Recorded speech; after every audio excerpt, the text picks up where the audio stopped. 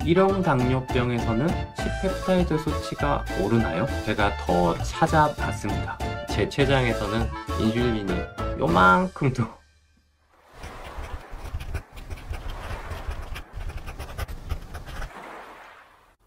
안녕하세요. 21년차 1형 당뇨인 당뇨씨입니다.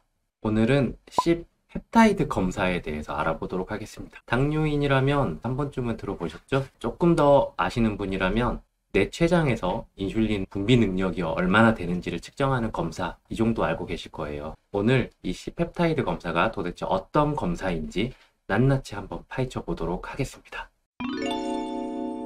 우리가 처음 당뇨병 진단 받을 때 하는 검사들이 있죠. 요당 측정 검사, 혈당 측정 검사도 하고, 그리고 당 부하 검사도 하게 되죠.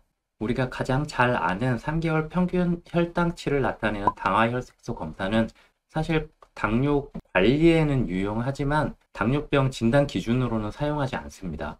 우리 혈액 안에는 산소를 운반하는 적혈구가 있죠. 그리고 그 적혈구 안에 혈색소라는 게 있는데요. 이 혈색소가 얼마나 포도당하고 잘 결합했는가를 알아보는 게 당화혈색소 검사입니다. 이 혈색소의 수명이 평균 3개월 정도라고 해서 3개월 평균 혈당치를 나타낸다고 합니다. 그리고 오늘 알아볼 C펩타이드 검사는 우리가 보통 1형, 2형 당뇨병을 구분할 때 사용을 하게 되는데요. 의학적으로는 C펩티드라고도 하고 C펩타이드라고도 합니다. 하지만 보건복지부의 급여 항목에 C펩타이드라고 표기가 되어 있기 때문에 저는 C펩타이드라고 부르겠습니다. 우리가 췌장의 베타세포에서 인슐린이 분비된다는 건 다들 아시죠? C펩타이드 검사는 이 인슐린이 얼마나 생산되는가를 나타내는 검사입니다. 즉, 췌장의 인슐린 분비 능력을 검사하는 거죠. 그렇다면 왜 인슐린 생산 능력을 검사하는데 C펩타이드를 측정하게 될까요? 간단하게 말씀드리면 인슐린의 양을 측정하기는 어렵고 C펩타이드의 양을 측정하기는 쉽기 때문입니다. 조금만 더 자세하게 설명드리면 C펩타이드는 인슐린과 똑같이 1대1로 생산이 되는데 인슐린은 생산되자마자 간이나 근육 등에서 바로 분해되어 혈액 검사에서 측정하기가 어렵고요. C펩타이드는 주로 심장에서 분해가 되는데 인슐린에 비해서 그 반감기가 5배 정도 길기 때문에 혈액에서 측정하기가 쉽다고 합니다. 맞아요. 그래서 인슐린 양을 측정하기는 어려운데 C펩타이드 양을 측정하기는 쉽다. 그런데 인슐린, C펩타이드 너무 어렵지 않으세요? 그래서 제가 더 찾아봤습니다. 우리 췌장의 베타세포에서 인슐린을 생산한다고 알고 있죠? 근데 더 정확하게 말하면 췌장에서는 바로 인슐린을 생산하는 게 아니라 전 단계 호르몬인 프로인슐린이라는 비활성 분자를 생산한다고 합니다. 여기부터 조금 어려운데요. 잘 따라오세요. 이 프로인슐린은 3개의 사슬, 체인으로 구성이 되어 있다고 해요. 어려우시죠? 제가 잠깐 그림을 보여드릴게요. 이 프로인슐린은 21개의 아미노산으로 구성된 A사슬과 30개의 아미노산으로 구성된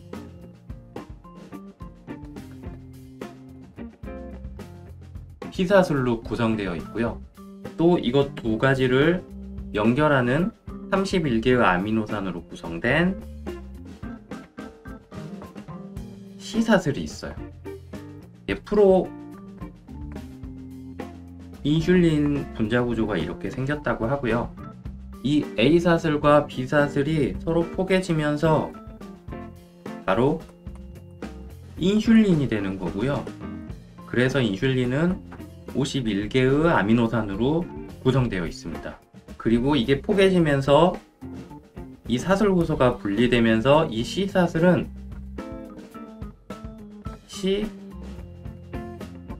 C펩타이드가 되는 거예요.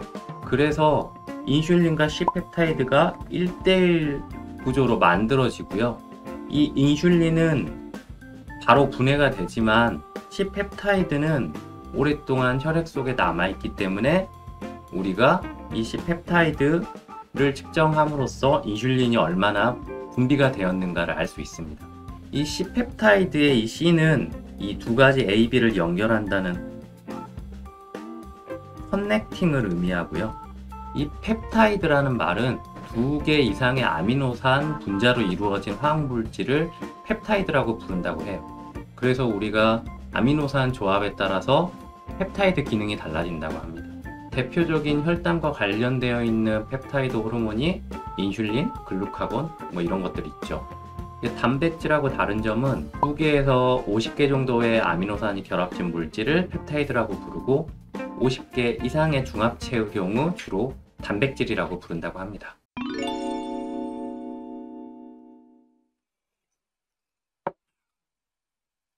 이제 우리가 인슐린 분비 능력을 측정하는데 C펩타이드 검사를 하는지 이해되셨죠? 그러면 C펩타이드 검사는 어떻게 하냐고요? 2가지 방법이 있습니다. 혈액에서 그 양을 측정할 수도 있고 소변에서도 C펩타이드 양을 측정할 수 있습니다. 하지만 소변으로 측정할 때는 24시간 동안 소변을 모아야 한다고 하고요. 혈액은 팔의 정맥에서 체열하게 되는데 이게 식사에 따라서 C펩타이드 농도가 달라질 수 있대요. 음식을 섭취하게 되면 췌장에서 인슐린을 더 많이 분비하기 때문에 당연히 C펩타이드도 많이 생산이 되겠죠. 1대1로 생산을 해내니까. 그래서 인슐린 분비 능력이 아예 사라지지 않은 2형 당뇨병의 경우 식사를 한 이후에 C펩타이드 수치를 검사하면 높게 측정되기도 한다고 해요. 그래서 8시간에서 10시간 금식을 해야 정확한 값을 얻을 수 있다고 합니다. 그리고 더 정확하게 측정하기 위해서는 2, 3일간 연속으로 측정해서 평균을 구하는 게 더 정확하다고 합니다. 이 C펩타이드 검사는 어떻게 활용되냐고요? 주로 1형, 2형 당뇨병을 구분하는 데 사용을 합니다. 0.6 이하면 1형 당뇨병이라고 판단을 하고요. 2형은 1.0에서 1.2 이상으로 나오면 2형 당뇨병이라고 판단을 합니다. 정상 수치는 0.78에서 5.18로 알려져 있습니다. 2형 당뇨병 환자의 경우 이 수치가 굉장히 낮으면 사실 경구형 혈당 강화제로 혈당 조절하기가 힘들고 인슐린 투여가 필요하다고 해요. 아까 말씀드렸듯이 당뇨병 환자일 경우에도 인슐린 저항성이 높아지면 이 C펩타이드 수치가 증가하기도 합니다. 즉, 인슐린 분비가 많아지고 있다는 말이죠. C펩타이드 검사를 주기적으로 해서 내 췌장의 인슐린 분비 능력이 어느 정도 되는가 측정해 보는 것도 올바른 당뇨 치료의 방법인 것 같습니다. 네, 1형 당뇨 판단하는데 C펩타이드 검사만 있냐고요? 다른 여러 가지 판단 기준들이 있습니다. 그 중에서도 가장 정확한 게 자가항체 추적 검사라는 것도 있는데 이게 2형 당뇨에서는 자가항체가 검출되지 않기 때문에 1형 당뇨 판별을 위해서 사용은 하긴 하는데 연구 목적으로 주로 쓰인다고 해요.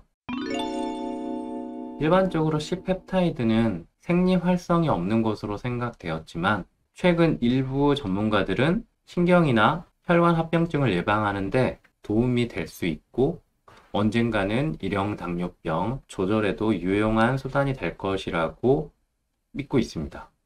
예를 들어서 과학 전문지 사이언스에서 발표된 논문에 따르면 당뇨병 지에게 C펩타이드를 주사하자 혈류와 신경 기능이 개선되고 C펩타이드와 인슐린을 같이 주사하자 단독 주사한 쥐보다 혈액 흐름이 훨씬 좋아졌다는 연구 결과가 있습니다. 직접적으로 C펩타이드가 혈당을 낮추지는 않지만 혈관이나 신경에 어느 정도 영향을 주는 것 같아요. C펩타이드 검사 비용은 얼마냐고요? 보험급여 적용이 됩니다. 18년도 4월에 발표된 보건복지부 고시에 따르면 C펩타이드와 인슐린 연속검사의 급여 기준이 있습니다. 특별한 문제가 없는 당뇨병의 경우에는 2회까지 검사 비용이 급여 적용이 되고 그 횟수를 초과하면 본인 부담률 90%, 그리고 저혈당이나 인슐린 내성 등이 있는 경우에 그 실시 횟수대로 급여 적용이 된다고 해요. 저 같은 경우에는 검사 비용 한 2만 원 정도를 받았던 것 같아요. C펩타이드에 대해서 조사를 하다 보니까 이 단위 보이시나요? 어떻게 읽냐면 나노그램 퍼 밀리리터라고 읽어요. 어렵죠? 이게 농도를 나타내는 단위인데 이제 나노그램이라고 하면 1g에 10억 분의 1이고요. 엄청 작죠? 그래서 1g은 10억 나노그램이에요. 굉장히 작은 양이고요. 이 밀리리터는 1리터의 1000분의 1이죠. 1리터가 1000ml입니다. 1ml는 가로, 세로 높이 1cm인 그릇에 담긴 부피라고 할 수 있어요. 그래서 가로, 세로 높이 1cm 부피 안에 10억 분의 1g 정도가 인슐린인 거죠. 쓸데없는 오지랖이었고요. 가끔 이런 질문들을 하시는 분들이 계세요. C펩타이드 수치는 오르나요? 인슐린 분비 능력이 완전히 사라지지 않은 E형 당뇨병의 경우에는 당연히 오를 수 있죠. 좋아질 수도 있고요. 그리고 관리를 잘 못하는 경우에도 인슐린 저항성이 높아져서 이 C펩타이드 수치는 오를 수 있습니다. 다르게 말하면 1형 당뇨병에서는 C펩타이드 수치가 오르나요? 앞서 말씀드린 바와 같이 C펩타이드는 우리 췌장의 베타세포에서 인슐린을 분비하는 능력이라고 했잖아요. 그래서 우리가 흔히 알고 있는 1형 당뇨병의 경우에는 C펩타이드 수치가 오르는 경우가 거의 없다고 해요. 인슐린 주사를 맞고 있으면 C펩타이드 수치가 오르나요? 제가 의사가 아니니 정확하게는 모르지만 이론상으로 따지면 내 췌장에서 프로인슐린이 분비될 때 인슐린과 C펩타이드가 만들어지게 되죠. 그래서 우리가 주사로 넣어주는 인슐린은 사실 C펩타이드가 포함되어 있지 않습니다. 그래서 인슐린 주사와 C펩타이드 수치는 이론적으로는 전혀 상관이 없어요. 이 세상에 기적이라는 게 있으니까 전혀 인슐린 분비가 안 되는 0.1 이하의 1형 당뇨병 환자라도 기적적으로 췌장에서 인슐린 분비 능력이 살아날 수도 있지 않을까요? 저는 그것을 기대해 봅니다. 인슐린 분비 능력이 거의 없는 1형 당뇨병이라고 하더라도 C펩타이드 수치를 주기적으로 검사해서 원래는 2형이었는데 혹은 1.5형이었는데 일시적으로 1형 당뇨병이 된 건 아닌지 고려해 볼 수 있습니다. 그리고 이 C펩타이드 농도는 처음 발병했을 때 1, 2년은 사실 추천하지 않는다고 해요. 소아의 경우 1형과 2형을 구분할 때 2형 당뇨병도 C펩타이드 수치가 굉장히 낮게 나올 수 있기 때문이에요. 그래서 1형 당뇨병의 경우 당뇨병 진단 기준을 만족하면서 자가 항체 검사, C펩타이드 수치 등을 종합적으로 고려해서 진단을 내려야 한다고 합니다. 21년차 1형 당뇨인 제 C펩타이드 수치가 궁금하시죠? 제가 더 찾아보지는 않았지만 검사 기록이 하나 있습니다. 2011년 7월 8일에 검사한 거고요. 검사 결과는 0.05 이하. 네, 1형 당뇨병 판단 기준이 0.6 이하라고 말씀드렸죠. 제 췌장에서는 인슐린이 요만큼도 나오지 않고 있습니다. 그래서 사실 인슐린 주사를 맞고 있긴 하지만 다른 사람보다 혈당 폭이 더 커요. 제 몸에서 거의 인슐린 분비가 안 되기 때문에 거의 100% 인슐린 주사로 의존을 하고 있고요. 그럼에도 불구하고 아직까지 합병증 없이 이렇게 건강한 건 바로 식이요법, 운동요법, 그리고 올바른 주사요법, 이 세 가지가 아닌가 싶습니다. 오늘 말씀드린 내용들은 제가 의사도 아니고 일반인으로서 인터넷이나 논문에서 각종 정보들을 찾아서 요약 정리한 거고요. 많은 도움이 되셨으면 좋겠습니다.